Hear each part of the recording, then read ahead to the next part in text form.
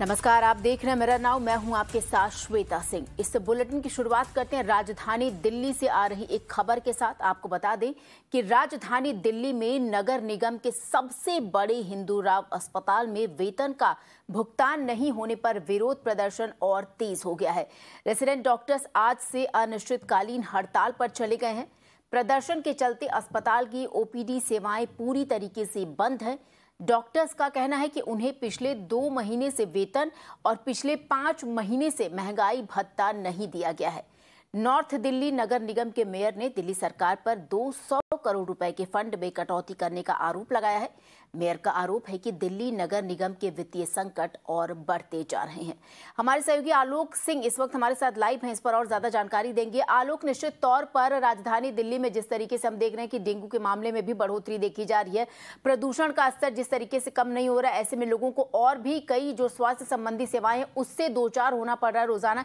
ऐसे में डॉक्टर्स का अनिश्चितकाल पर हड़ताल में जाना, हालांकि उनकी एक अलग समस्याएं, लेकिन इससे आम लोगों की समस्याएं भी और बढ़ेंगी।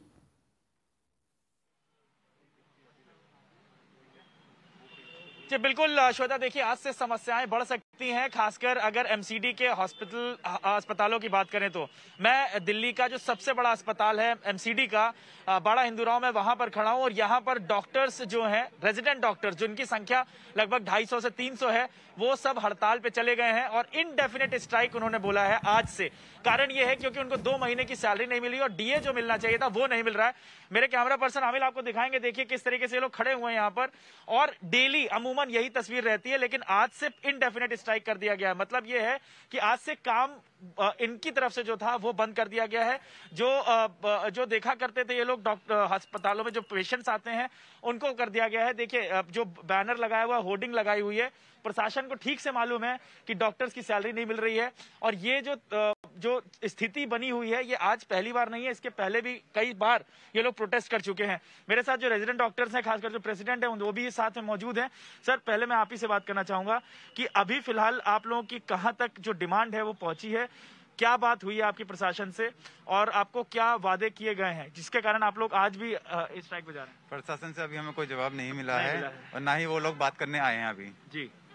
तो अपनी हम डिमांड आज से हमारी इंडेफिनिट थी। बाकी अब तक हमारा पेन डाउन चल रहा था जी। बाकी इमरजेंसी सर्विस हमने हैम्पर नहीं की है, ओपीडी हैम्पर नहीं की है, पेशेंट की देखते हुए कि वो सफर ना करे, ठीक है, उसके लिए हम जो रेजिडेंट हैं एसआर वो वर्किंग नहीं कर रहे हैं। ठीक है, तो अगर आप लोग वर्किंग नहीं कर रहे हैं लेकिन ओपीडी में काम बंद है तो इसका मतलब कुछ ना कुछ हद तक असर पड़ेगा पेशेंट के ऊपर। मैं आपसे जानना चाहूंगा, जो लास्ट टाइम आप लोग की प्रॉमिस किए थे, जो प्रशासन की तरफ से जो प्रॉमिसेस किए गए थे वो क्या थे और अभी क्या स्थिति है? मैम सर, उन्होंने तब बोला था कि सैलरी टाइम पर आएगी, डीए वगैरह सब कुछ लग के आएगा, but it has been 5 months हमें डीए नहीं मिला है। और 3 मंथ से सैलरी भी पेंडिंग थी, पर जब हमने स्ट्राइक का पेन डाउन का नोटिस दिया तो उन्होंने एक सैलरी रिलीज करी, दैट टू विदाउट डीए।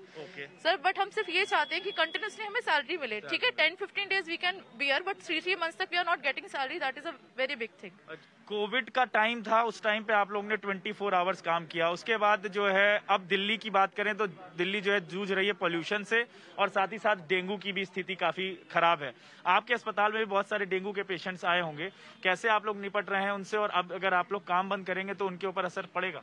देखिए, पहली बात तो कोई नहीं चाहता है काम बंद हो। अगर हमें हमारी सैलरी टाइम पे मिलती रहे, हमारी तनख्वाहें आती रहे तो हम क्यों ये सब करेंगे? आप भी इस चीज को समझते हैं। पर सैलरी जिसकी नहीं आती है, अभी आप जानते दिवाली थी, दिवाली भी निकल गई है, हमारी सैलरी हमको नहीं मिली है। आप जानते फेस्टिवल सीजन में कितना मुश्किल है बिना सैलरी के काम करना।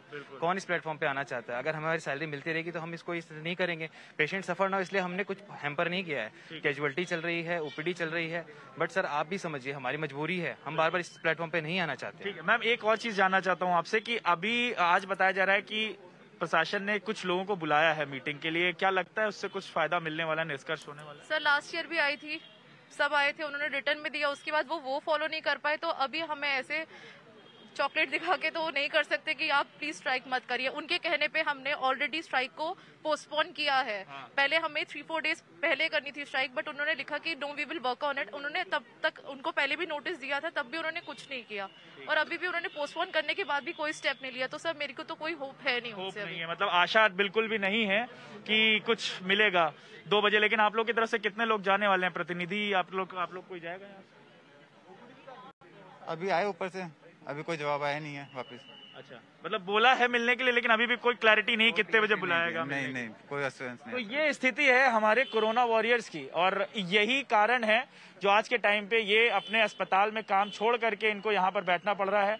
जनता अस्पताल में आ रही है, चाहे वो अगर कहें तो पोल्यूशन से अफेक्टेड हो, चाहे डेंगू से अफेक्टेड हो, लेकिन फिर भी मजबूरी है इन लोगों की, जो अभी इन लोगों को प्रोटेस्ट करना पड़ रहा है। आशा है कि सरकार इनकी बातें सुनेगी। दिल्ली सरकार की बात करें, दिल्ली सरकार कहती है कि हम पैसा दे चुके हैं, एमसीडी कहती है कि हमें पैसा मिला नहीं है।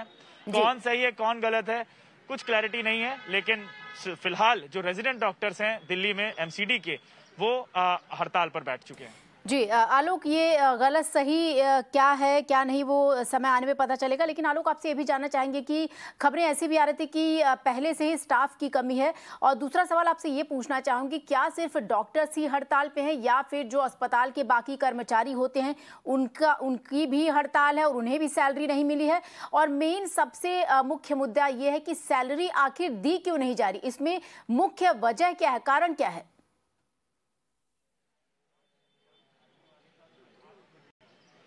जी देखिए, दो चीजें मैं बताना चाहूंगा श्वेता आपको। एक तो ये कि जो म्युनिसिपल कॉरपोरेशन है दिल्ली का, वो रूल करता है भारतीय जनता पार्टी के द्वारा, और जो दिल्ली सरकार है वो रूल करती है आम आदमी पार्टी के द्वारा। पैसा जो है सेंट्रल गवर्नमेंट की तरफ से सैंक्शन होता है, वो दिल्ली सरकार के पास जाता है, फिर दिल्ली सरकार से होता हुआ वो एमसीडी तक पहुंचता है। अब कहानी कहां पर बिगड़ी है ये जांच का विषय है, क्योंकि दोनों तरफ से सरकारें, क्योंकि आपको मालूम है कि हर छोटे छोटे मुद्दे पर आम आदमी पार्टी वर्सेस बीजेपी होता रहता है। तो एक कारण तो ये है। दूसरा जो आपने सवाल पूछा कि कौन लोग और हड़ताल में बैठे हैं, म्युनिसिपल कॉर्पोरेशन में लगभग 50,000 कर्मचारी हैं। नॉर्थ म्युनिसिपल कॉर्पोरेशन में 50,000 कर्मचारी हैं, जिसमें से 30 से 35,000 कर्मचारियों की तनख्वाह नहीं बन पा रही है, क्योंकि इसमें बहुत सारे कॉन्ट्रैक्चुअल हैं, तो उनका अपना पैसा आ जाता है, लेकिन जो जिनका कॉन्ट्रैक्चुअल नहीं है और इस तरह के जो कर्मचारी हैं इनके पास सैलरी नहीं आ रही है। तो केवल रेजिडेंट डॉक्टर्स ही नहीं, जो यहाँ के परमानेंट डॉक्टर्स हैं, जो सीनियर डॉक्टर्स हैं, उन तक की भी सैलरी नहीं आई है। उन्होंने पिछले हफ्ते एक चिट्ठी भी लिखी है प्रधानमंत्री को इंटरवेंशन के लिए, लेकिन प्रधानमंत्री की तरफ से तो कोई जवाब आया नहीं है। लेकिन सरकार की तरफ से भी, चाहे दिल्ली सरकार हो चाहे म्युनिसिपल कॉर्पोरेशन, उनकी तरफ से जवाब नहीं है। और जैसा अभी स्थिति बता रहे थे ये लोग कि अभी तक कुछ पता नहीं है। इनको बोला गया था कि आज मीटिंग करेंगे दोपहर में, लेकिन कोई अभी फोन नहीं आया, कुछ नहीं आया, मीटिंग होगी कि नहीं होगी। तो इसी कारण से पूरी तरह से होपलेस हो चुके हैं। साथ ही साथ जो इस अस्पताल में चाहे नर्सेज हो चाहे दूसरा एडमिनिस्ट्रेटिव स्टाफ है, वो भी धरने पर बैठा हुआ है जी। इसी जगह पर दूसरे स्थान पर वो लोग भी बैठे हुए हैं। तो ये स्थिति बनी हुई है।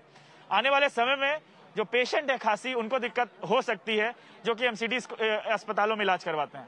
जी बिल्कुल आलोक, आम लोगों की दिक्कतें और बढ़ सकती हैं, और इसमें निश्चित तौर पर चाहे दिल्ली सरकार हो या फिर एमसीडी, दोनों को मिलके कोई न कोई हल निकालना ही पड़ेगा।